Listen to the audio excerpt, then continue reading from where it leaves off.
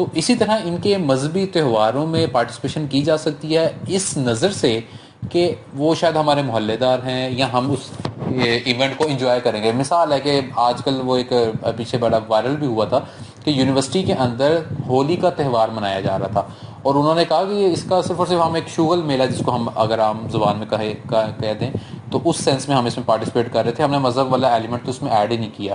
تو اس mind set کے ساتھ ان تہواروں میں پارٹیسپیشن کی جا سکتی ہے.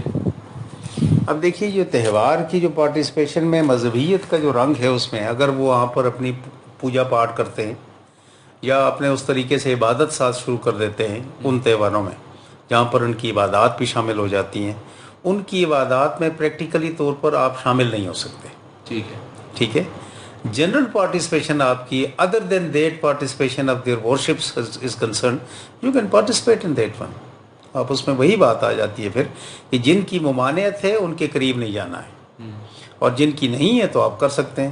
بیسیکلی ہولی جس کی آپ بات کرتے ہیں this is not their religious festival, یہ ان کا فیسٹیول ریلیجس نہیں ہے, موسموں کی تبدیلی کا فیسٹیول ہے یہ ہولی ہے, اس میں دوسہرا ہے, اس میں دیپ والی بھی ایک ہے, ٹھیک ہے, اور اس میں گندم کی کٹائی کے موقع پر بھی ایک ان کا ہوتا ہے وہ ساری.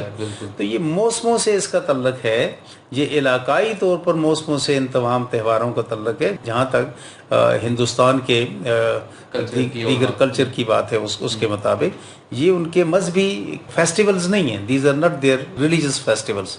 ریلیٹنگ ٹو ویدر ہے نا سارے, یہ سارے جتنے بھی ہیں یہ تو موسموں سے متعلق, ان کے موسم جو تبدیل ہوتے ہیں اس میں خوشی منائی جاتی ہے, یہ سارے اس سے متعلق ہیں. تو there is no restriction in that one because it is not against any kind of Islamic prescribed rules and regulation.